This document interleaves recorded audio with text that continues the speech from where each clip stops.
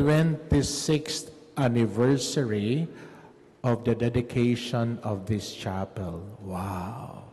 Palakpakan natin si Lord ng napakalakas.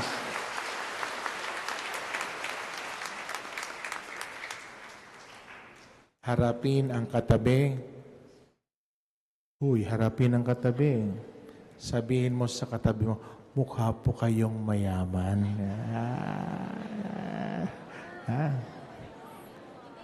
O baliktarin natin, o harapin ang katabi, sabihin mo, mukha po kayong poor. Ano ang gusto nyo? Mukhang mayaman o mukhang poor? Sino ang gustong mukhang mayaman? Pumalakpak ng malakas.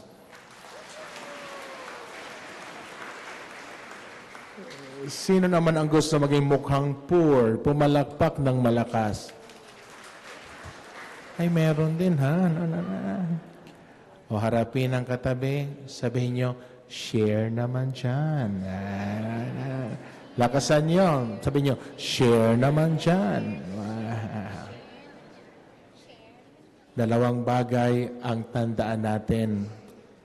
Sabi ng simbahan, wealth is a responsibility for those who have to those who do not have. Ulitin nyo? Okay, thank you. Wealth is a responsibility of those who have to those who do not have. Repeat.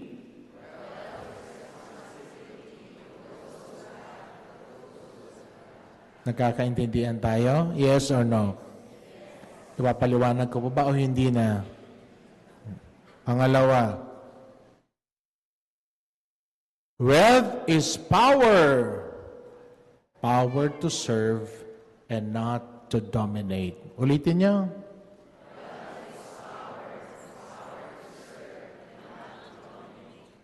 Naintindihan niyo? Paliwanag ko pa. Wag na. 3 things I would like to share to you today. Number 1, K. Number 2, C. Number 3, F. When we speak of wisdom, wisdom could either be a human wisdom or it can be a divine wisdom. In our first reading, Solomon was asking not for a human wisdom, but for a divine wisdom. And it was given to him. The result was, when Solomon was given the divine wisdom, he also possesses and received the human wisdom. And when we go to the New Testament, from the Old Testament to the New Testament, when we speak of wisdom, wisdom become incarnate. And wisdom is no other than Jesus, the person of Jesus. True wisdom is knowing the person of Jesus. And how do we understand this? In the first reading from the book of wisdom, it says, I prayed. Sabihin nyo, I prayed. Sabihin nyo, hindi natin makikilala si Jesus kung hindi tayo nagdadasal. Do you agree? Yes or no? Yeah.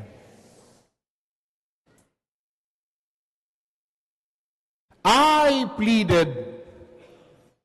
Sabihin nyo, I pleaded. Hindi natin makikilala si Jesus kung hindi tayo humihingi ng tulong. Hindi tayo nagmamakaawa sa Kanya. Pray and pleaded. True wisdom is knowing the person of Jesus when we prayed and we plead for Him. Second, choosing His ways. Choosing the ways of Jesus. Kahapon, nag-miss ako anticipated mass. Well, it's a Sunday mass. Nasa likod ako, tapos, nung sinabi ng commentator, let us now stand, nagtayuan yung mga tao, more or less, ganito rin karami. Well, my eyes, yung mata ko, biglang tumutok sa isang side. May nakita akong nakatalikod. Bigla akong, I felt something. Sabi ko, bakit bigla I felt something? Do I know that person? So, nung palakad na ako, tinitingnan ko yung nakita ko, tapos bigla akong tumigil. Pagtigil ko, tumingin siya. Sabi ko, kilala mo ako? Batang 14 years old. Sabi niya, Father, kilala mo rin ako? Tinatanong kita Nagtinginan yung mga kasama ko. And there was a flashback. And what was the flashback? 8 or 9 years ago, I was on my way to visit a school in Tondo. Yung daanan na yon, doon dumadaan yung mga truck, ang lalaki ng mga truck. Tagal na kami nakipag-usap sa mga barangay na huwag padaanin yung mga truck. Dumadaan talaga doon yung mga container, papunta sila ng pier. And I cannot remember that incident. One morning, I saw a young boy running on the street with his pajama, white pajama. Bigla ko nakita yung bata tumatakbo.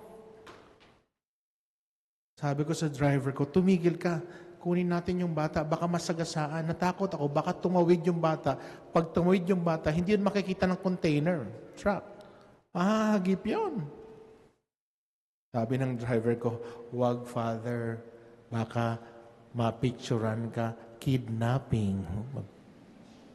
Sabi ko, kung mag-isip ka naman, kidnapping agad. Hindi. Tigil mo. Pinatigil ko yung sasakyan. Hinabol ko yung bata. Habang hinahabol ko, tumatakbo rin yung bata. So binilisan ko, nahuli ko yung kamay niya. Kakahuli ko sa kamay niya, niyakap ko, tapos kinarga ko sa sasakyan. Sabi ko, bakit ka tumatakbo? Taga saan ka? Sabi niya, Mama, Mama. Sabi ko, hindi ako si Mama. Tapos dinala ko sa pinakamalapit na parokya, nagpa-announce kami. After lunch, may dumating na nanay. Sabi nung nanay, Father, sorry po. Iniwan ko po siyang tulog kasi magtatrabaho po ako. Babalikan ko po sana siya after lunch. Akala ko po matutulog siya hanggang hapon. Bumaba po pala siya para hanapin ako. Alam niyo ba kung nasa na yung batang yon na nakita ko? Nag-usap kami kahapon. Gusto niyong malaman kung ano ang ginagawa niya? Yes or no? Chismoso, ha? I was surprised.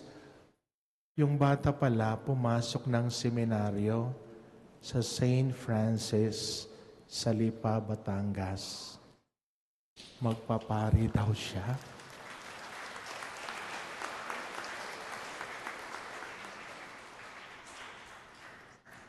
You see how God works?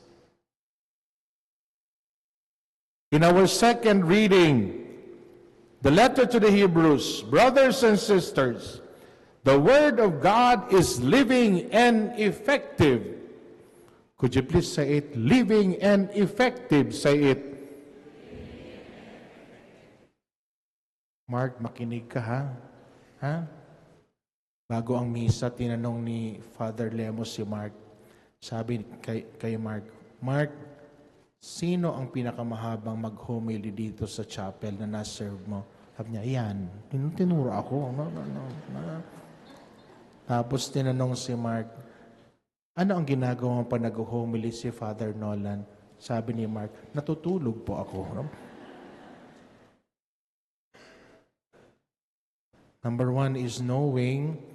Number 2 is choosing the ways of God.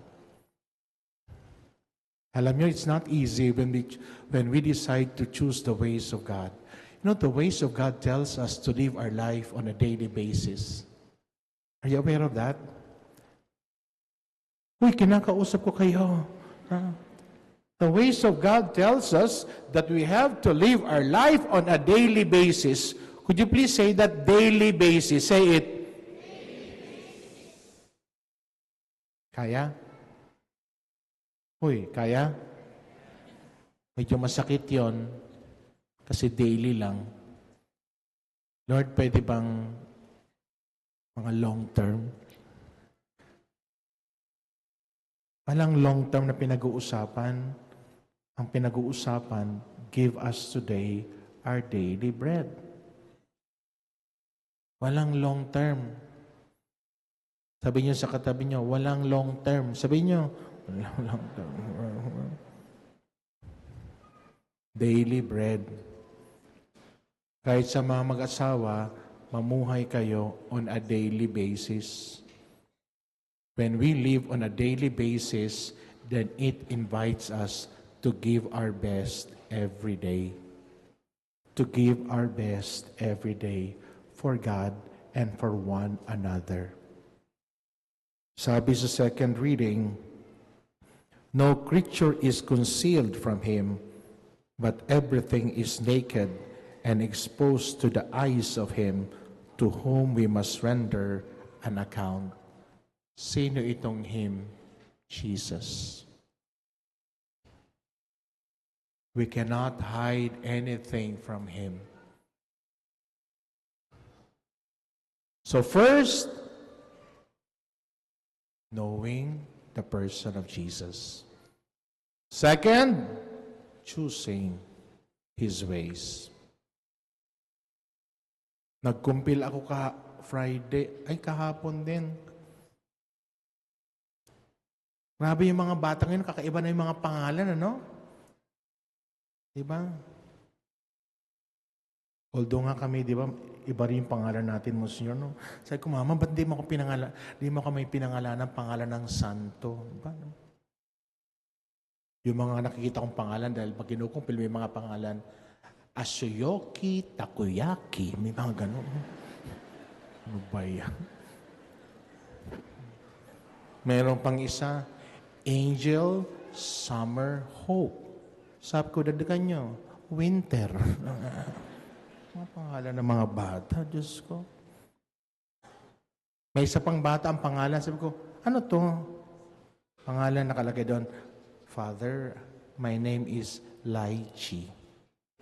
Sabi ko, mukha ka namang orange. Ang ganun ba ang pangalan ng mga bata? Ngayon naman, nagbinyag naman ako 12:00 sa parokya. Ay, gano'n yung mga pangalan. Following His ways reminds us as well to follow the ways of the church. Ito pa, siyam ang nagpabinyag. Isa-isa kong tinanong kung kasal sa simbahan. Ang sagot sa akin, naghahanda pa, Father. Nakadalawa ng anak, naghahanda pa. Following the ways of the church. Tanungin ko kaya sila, Father Lemo, kung sino dito ang mga kasal sa simbahan, no? Sino sa inyo ang mga kasal sa simbahan? Pumalakpak ng malakas. Nakatuwa. Sino yung mga naghahanda pa? Pumalakpak ng malakas. Uy, nahihiya. Nahihiya. Pero nararamdaman ko, marami dito ang hindi pa kasal. Nararamdaman ko, naaamoy ko. Iba ang amoy. Sabi niyo sa katabi niyo, iba ang amoy mo. Sabi niyo,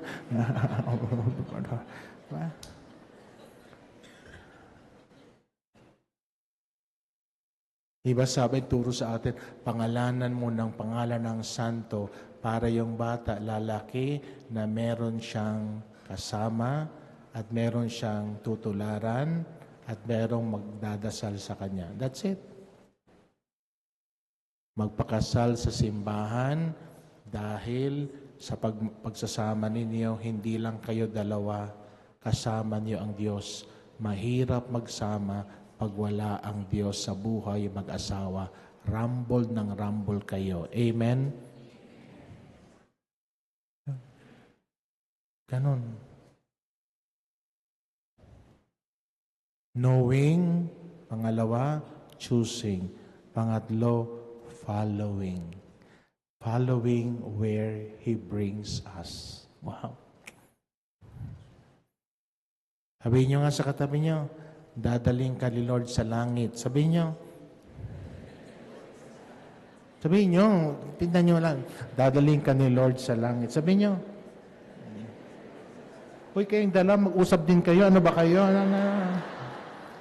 Pati mga pari natatakot.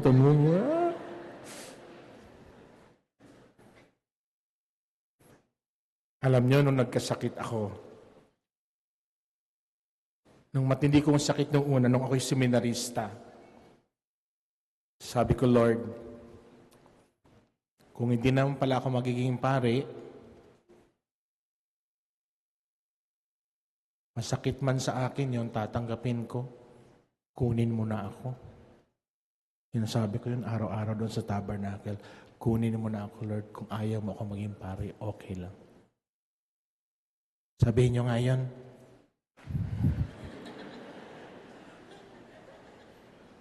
Sabihin nyo na. Sabihin sa katabi nyo, Lord, kunin mo na po siya.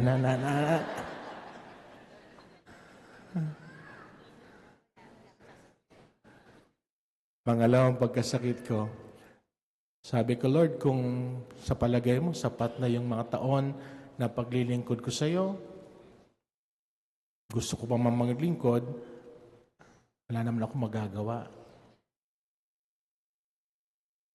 Kunin mo na ako, Lord. Sabihin niyo sa katabi niyo, kunin mo na ako, Lord. Sabihin niyo. Pero sabi ko, Lord, kung gusto niyo pa ako maglingkod, pagalingin niyo ako. Pinagaling ako. Gusto niya pa ako maglingkod. Thank you, Lord. But I will never forget that invitation always. Following where He wants to lead us. And that's what we find in the gospel today. From the Gospel of St. Mark. Ang ganda dito, no? What must I do to inherit eternal life? Wow. Sabihin nyo nga, what must I do to inherit eternal life? Sabihin nyo nga. Tapos harapin ang katabi. Sabi nyo, gusto mo na talaga? Parang kinakabahan pa rin kayo, ano? Grabe, sabi, the young man said, Lord, ginawa ko na po ito. Wow. All this I have observed from my youth. Ang galing. Jesus, looking at him, love him. Wow. Ano kaya yung tingin ng may pagmamahal, no? Siguro na ganon. Diba? Tingnan nyo nga ang katabi nyo ng may galit. Yung pagmamahal, di ba? Alam mo yung tingin ng may pagmamahal, no? Pero tingnan nyo, nung sinabi ni Jesus, well, young man, one thing is lacking. Go sell your possessions and give them to the poor. At that statement, his face fell.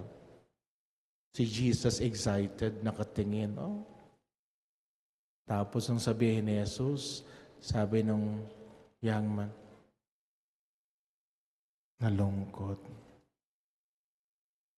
My brothers and sisters, today, 28th Sunday in the ordinary time, to know the person of Jesus, to choose His ways, and to follow where He leads us. Yes, wealth is a responsibility of those who have to those who do not have. Wealth is power, power to serve, and not power to dominate. We pray that the Lord will bless our heart. The Lord will give us confidence, hope, faith, and love to be able to accept this invitation. Amen. Please stand.